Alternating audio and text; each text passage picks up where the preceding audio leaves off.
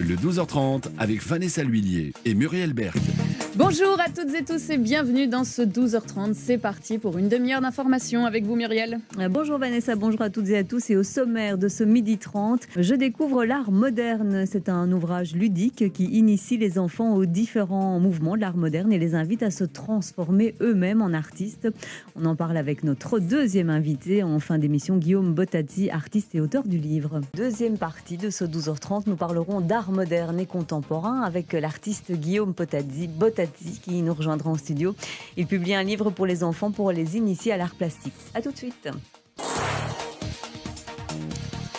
Comment expliquer l'art moderne et contemporain aux enfants? C'est ce dont on va parler avec l'artiste Guillaume Bottazzi. Bonjour. Bonjour. Vous nous avez rejoint dans ce studio. Donc voilà, c'est ce petit ouvrage. Je découvre l'art moderne. Alors, vous invitez de manière assez ludique, en fait, les enfants, plutôt à partir de 7 ans, on va dire, de 7 à 13 ans.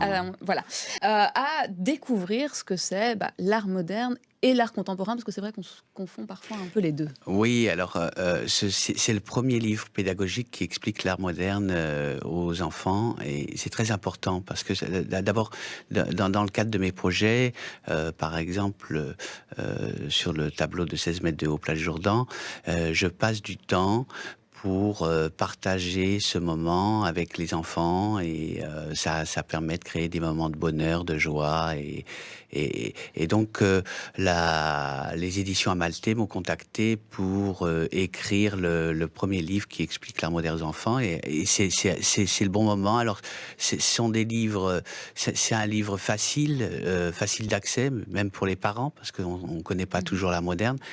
C'est très ludique, et puis c'est une façon d'introduire, de mettre en situation les enfants pour qu'ils appréhendent mieux le sujet.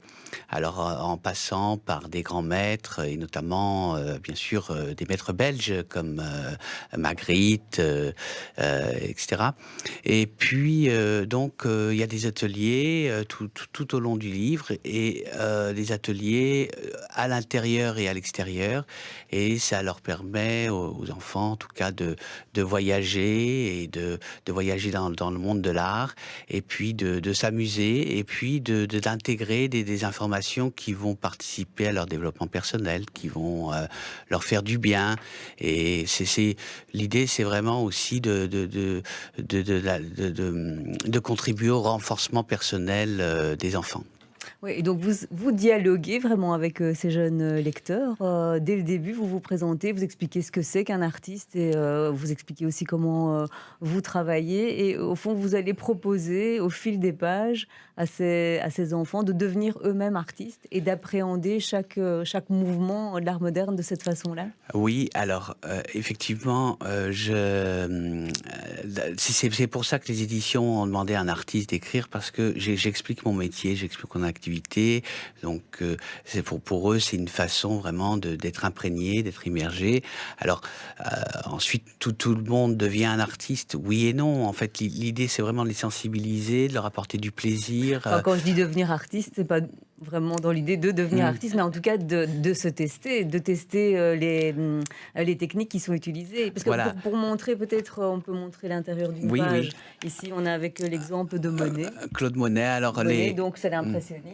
Et donc vous expliquez cette technique de l'impressionnisme, et vous invitez l'enfant à le faire. Alors ici, il y a la lumière, l'impressionniste, c'est la lumière, et donc ça leur permet d'intégrer que la lumière, c'est aussi le temps, etc. Donc il faut travailler vite, et donc il y a tous ces outils tout le long. Donc c'est très riche en contenu, et puis en même temps il fallait être simple, il fallait être et puis expliquer les couleurs, le mélange des couleurs, les couleurs chaudes, les couleurs froides, l'agencement, etc. Donc on repart vraiment à zéro, et puis c'est une évolution qui va leur permettre vraiment de préparer eux-mêmes leur propres expositions. Alors, vous l'avez dit en début d'interview, vous avez l'habitude d'aller à la rencontre des enfants, peut-être pour parler de votre travail à vous. Vous Oui. réalisez surtout des œuvres dans l'espace public, de très grandes œuvres. Et quand, donc notamment, vous avez créé la plus grande peinture au Japon. Et quand vous voyagez comme ça, il y a toujours un moment de rencontre qui est prévu avec des enfants. On peut peut-être le voir d'ailleurs en image. On va vous voir au Japon, Oui. pendant que vous nous expliquez un petit peu comment ça se passe. Alors, on va vous voir aussi en France, en Camargue et à Bruxelles. D'accord. Comment ça se passe alors? Alors, bon, public, que j'exerce mon activité aux États-Unis, au Japon, en Chine et en Europe, et je suis bruxellois. Oui.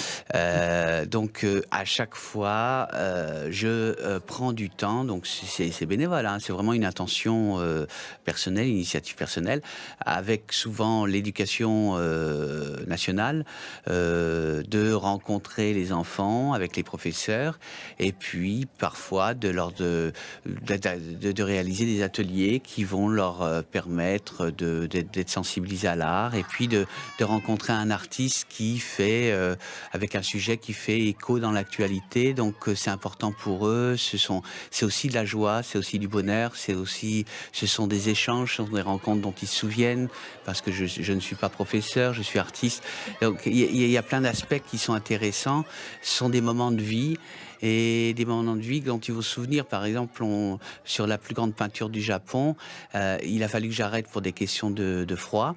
Et je suis venu retourner à Sapporo l'année suivante, et les enfants m'attendaient.